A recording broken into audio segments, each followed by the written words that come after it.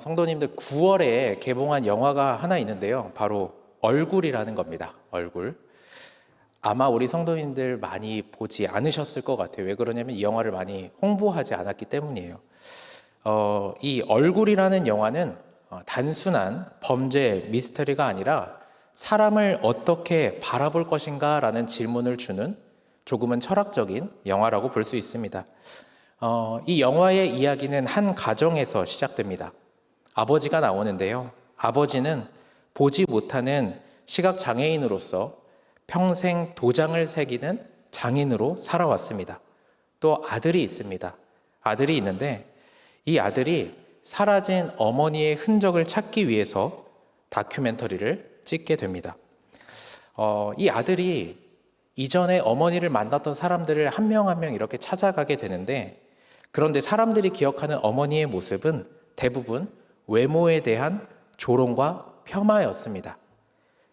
어머니는 늘 추한 여자로 낙인이 찍혀서 사람들의 기억 속에 남아 있었던 것입니다. 그런데 영화 제일 마지막에 그 어머니의 얼굴이 나타나게 돼요. 딱 한 번, 사진으로. 그런데 오랫동안 감추어졌던 그 어머니의 얼굴이 놀랍게도 괴물도 이상한 사람도 아니었습니다. 평범한 얼굴을 가진, 약간의 무표정하긴 하지만 평범한 얼굴을 가진 사람이었을 뿐입니다. 이 영화가 이야기해 주는 것은 이것입니다. 얼굴이 추한 것, 그 얼굴에 대한 문제가 아니라 얼굴이 추하다고 단정짓고 그렇게 생각하고 이야기하는 사람들의 시선이 문제다라는 것입니다. 진짜 추한 것은 얼굴이 아닙니다. 진짜 추한 것은 사람을 외모로만 판단하는 마음이었던 것입니다. 성도 여러분, 오늘 우리가 함께 나눌 말씀은 사무엘상 16장입니다. 이 말씀 속에서 사무엘이 베들레헴으로 도착했을 때 성읍 장로들이 두려워 떨며 이렇게 묻습니다. 평강을 위하여 오시나이까? 평강을 위하여 오시나이까? 하나님의 사람이 왔다라는 것은 결코 단순한 사건이 아닙니다. 하나님의 사람이 왔다라는 것, 그것은 그 앞에서 사람의 겉모습이 아니라 중심이 드러나기 때문입니다. 장로들은 그것을 알았기 때문에 떨면서 물을 수밖에 없었습니다. 평강을 위해서 오신 것이 맞죠? 물을 수밖에 없었습니다. 사랑하는 성도님들, 참 이 예배의 자리에 오신 분들 마음이 참 귀한데요. 한 가지 우리에게, 저에게도 여러분들에게도 질문을 하고자 합니다. 우리는 이 예배의 자리에 어떤 얼굴로 앉아 있습니까? 사람에게 보이는 겉모습입니까? 아니면 하나님께 드리는 우리의 마음입니까? 그리고 하나님께서는 오늘 말씀을 통하여서 우리에게 묻고 계십니다. 너의 마음은 어떤 얼굴을 하고 있느냐? 오늘 말씀 속에서 우리는 하나님이 보시는 중심이 무엇인지, 그리고 그 시선 속에서 우리는 어떻게 살아야 하는지를 함께 나누기를 원합니다. 먼저 살펴볼 것은 첫 번째, 하나님은 우리의 중심을 보신다라는 것입니다. 하나님은 우리의 중심을 보십니다. 6절과 7절을 우리 한 목소리로 읽겠습니다. 6절과 7절입니다. 그들이 오매 사무엘이 엘리압을 보고 마음에 이르기를 여호와의 기름 부으실 자가 과연 주님 앞에 있도다 하였더니 여호와께서 사무엘에게 이르시되 그의 용모와 키를 보지 말라. 내가 이미 그를 버렸노라. 내가 보는 것은 사람과 같지 아니하니 사람은 외모를 보거니와 나 여호와는 중심을 보느니라 하시더라. 아멘. 사무엘이 이새의 집에 들어섰을 때 장남 엘리압을 보고 마음에 들어서 말했습니다. 그때 하나님께서 또 이렇게 말씀하셨죠. 제가 7절을 다시 읽겠습니다. 그의 용모와 키를 보지 말라. 내가 이미 그를 버렸노라. 내가 보는 것은 사람과 같지 아니하니 사람은 외모를 보거니와 나 여호와는 중심을 보느니라. 아멘. 하나님 앞에서 이 사무엘이라는 사람은 참 오랫동안 쓰임받았던 선지자였습니다. 하지만 그런 선지자조차도 순간적으로 외모에 끌려 판단할 수밖에 없었습니다. 그때 하나님께서 분명하게 말씀하십니다. 나는 외모가 아니라 중심을 본다. 사무엘이 베들레헴으로 돌아왔을 때 성읍 장로들이 떨면서 어떻게 물어봤죠? 평강을 위해 오시나이까? 이렇게 물어봤습니다. 우리는 한번 이 대목에서 한번 생각해 봐야 합니다. 왜 이렇게 장로들이 떨었을까? 하나님의 사람이 온다라는 것은 두 가지를 의미했기 때문입니다. 첫 번째는 하나님의 뜻이고 두 번째는 하나님의 심판이기 때문입니다.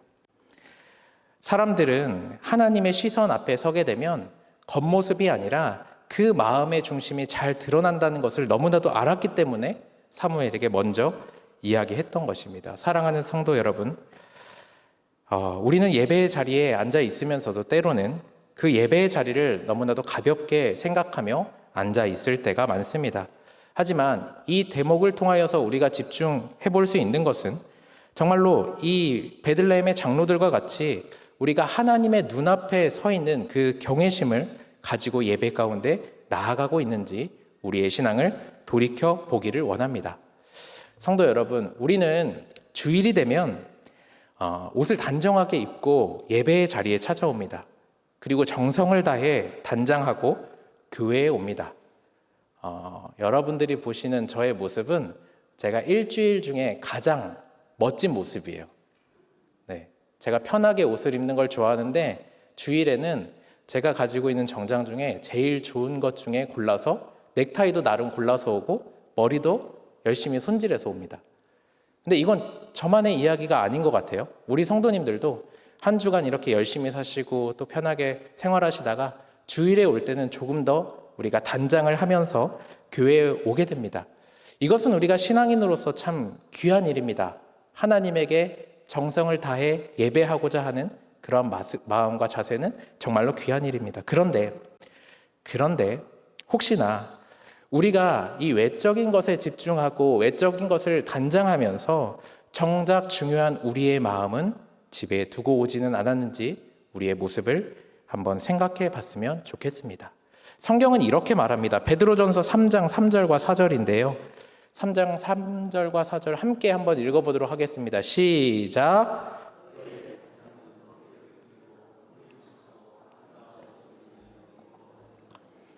오직 마음에 숨은 사람을 온유하고 안정한 심령에 썩지 아니할 것으로 하라. 이는 하나님 앞에 값진 것이니라. 아멘. 여러분, 이 말씀이 이야기해주고 있는 것, 우리의 외모도 중요하지만 우리의 마음을 단장하는 것, 그것을 바로 하나님께서 원하신다라는 것입니다. 사실 하나님께서 원하시는 것은 겉모습보다 우리의 마음입니다. 우리의 마음의 중심이 하나님이신지, 하나님이 원하시는 대로 살아가기를 원하는지 바로 그 마음의 중심을 보신다라는 것을 우리가 함께 기억하며 나아가기를 원합니다. 제가 최근에 설교를 할 때 우리 성도님들께 이렇게 질문 드린 적이 있습니다. 성도님들, 얼굴은 웃고 있는데 혹시 우리의 마음이 울고 있지는 않습니까? 겉으로는 우리가 사람들을 만나면서 밝게 인사합니다. 그리고 집에 돌아가서는 홀로 무너지는 마음이 찾아올 때가 있습니다. 사람은 우리의 그 마음을 보지는 못하지만 하나님은 그 얼굴을 분명하게 아십니다. 이 시간 이 자리에서도 하나님은 우리의 감춘 눈물과 눌린 마음과 숨긴 아픔까지도 다 보고 계십니다. 그렇기 때문에 우리 성도님들, 하나님 앞에 결코 숨길 것도 없고 꾸밀 것도 없습니다.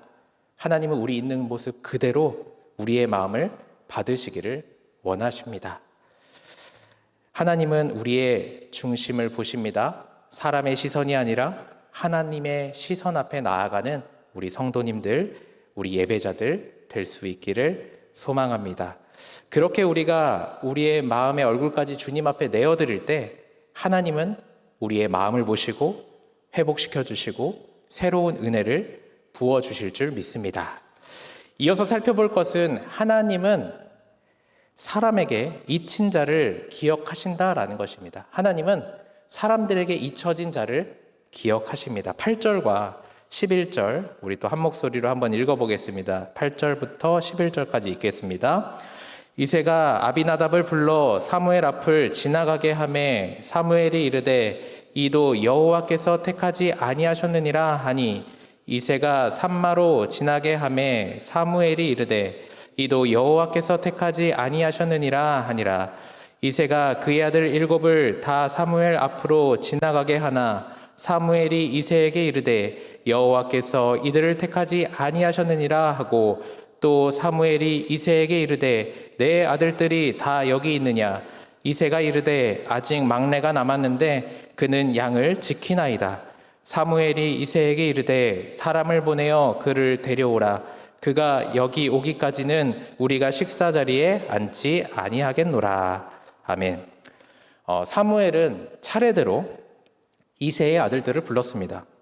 엘리압, 아비나답, 삼마, 그 외의 모든 아들들까지 지나갔습니다. 그러나 하나님께서 이렇게 말씀하십니다. 이도 택하지 아니하였느니라. 마침내 사무엘이 이새에게 묻습니다. 내 아들들이 다 여기 있느냐? 그제서야 이새가 이렇게 대답합니다. 아직 막내가 남았는데 그 막내는 양을 지키고 있습니다. 성도님들, 이 장면은 다소 충격적인 장면으로 볼 수도 있습니다. 아버지조차도 다윗을 중요한 자리에 세우지 않았기 때문입니다.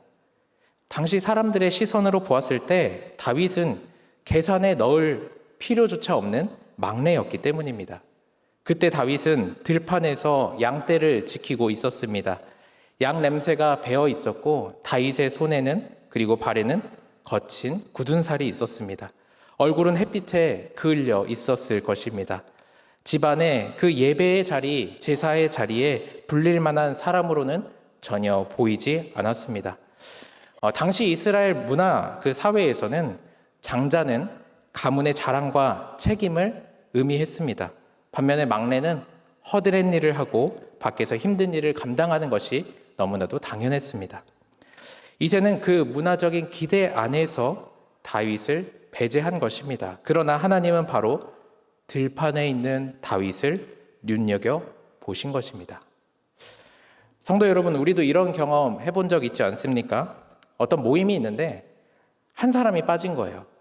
그런데 한참 뒤에야 그 한 사람이 빠졌다라는 것을 떠올리는 경우가 있습니다.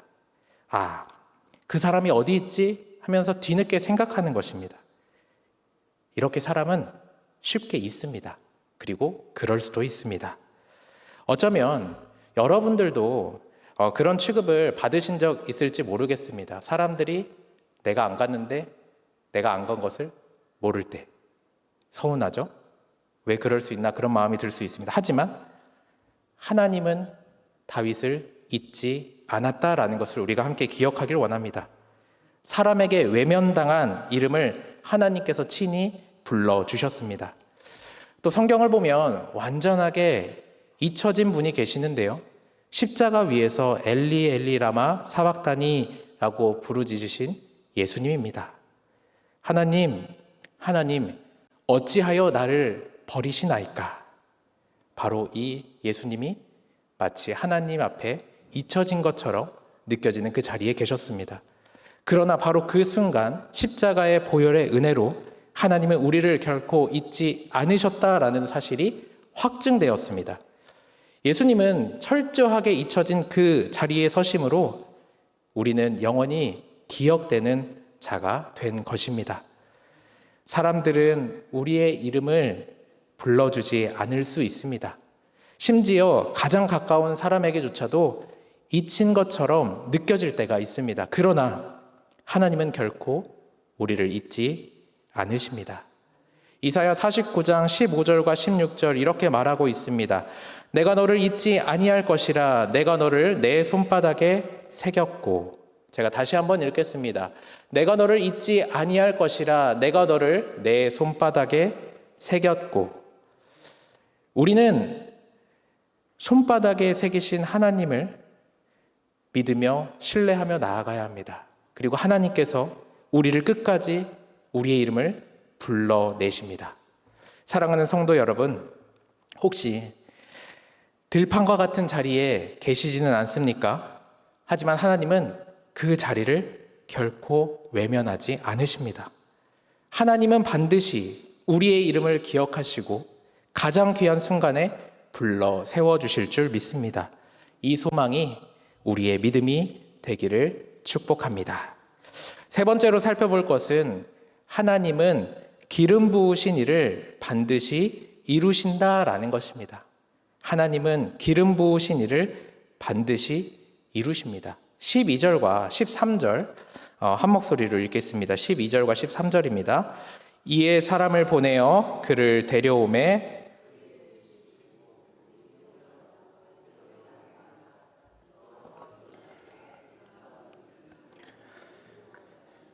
사무엘이 기름 뿔병을 가져다가 그의 형제 중에서 그에게 부었더니 이날 이후로 다윗이 여호와의 영에게 크게 감동되니라. 사무엘이 떠나서 라마로 가니라. 아멘. 사무엘이 마침내 들판에 있던 다윗을 불러오자 성경은 이렇게 말합니다. 그는 붉고 눈이 빼어나고 얼굴이 아름답더라. 사람은 끝내 계산하지 않았던 바로 이 다윗을 하나님께서는 세우셔서 아름답다라고 말씀해 주고 있습니다. 이가 크니 일어나 기름을 부으라 말씀해 주고 계십니다. 그렇게 사무엘이 다윗에게 기름을 붓자 또 성경은 이렇게 말합니다. 그날 이후로 여호와의 영이 크게 다윗에게 임하니라. 사람의 배제와 상관없이 하나님은 당신의 사람, 하나님의 사람을 직접 세우십니다. 그런데 성도님들, 중요한 사실은 다윗이 기름 부음을 받았지만 곧 이스라엘의 왕이 되지 않았다라는 점입니다. 기름 부음을 받고 다윗은 여전히 들판으로 돌아가 양을 치기도 했습니다. 사울의 수금을 타며 시종으로 섬기기도 했습니다. 또 사울에게 쫓겨 광야에 전전하고 엔게디 굴 속에서 목숨을 부지하며 떨어야 했습니다. 또 때로는 미친 척하며 블레셋 땅으로 도망해야 했습니다. 기름 부음을 받은 자의 삶이라고 하기에는 너무 초라한 현실입니다. 하지만 하나님은 바로 그 기다림의 순간 속에서 다윗을 다듬으셨습니다. 왕으로 세우실 준비는 기름 한 번 붓는 그 순간이 아니라 긴 광야의 훈련 속에서 완성된 것입니다. 사랑하는 성도님들, 우리는 참 이 기다림이라는 것에 대해 서툰데요. 휴대폰이 몇 초만 늦어도 속이 터집니다. 그리고 횡단보도든 차를 타고 가든 신호등이 조금만 길어도 조급합니다. 그런데 인생의 기다림은 훨씬 더 길고 무겁습니다. 우리의 자녀들이 바뀌지 않을 때, 직장과 사업장에서 수고해도 인정받지 못할 때, 또 사역의 열매가 더딜 때 포기하고 싶은 마음이 들게 됩니다.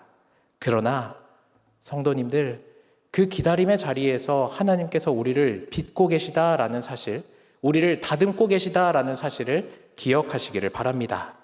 광야의 다윗과 같이 아직 왕이 아닌 그 자리에서 왕다운 마음을 준비시키고 계시는 것입니다. 이 다윗의 기름 부으심은 메시아의 기름 부음을 예표합니다. 제가 오늘 말씀을 준비하면서 또 들어오기 전에 한번 고민해 봤어요. 이 예표를 어떻게 쉽게 설명할 수 있을까?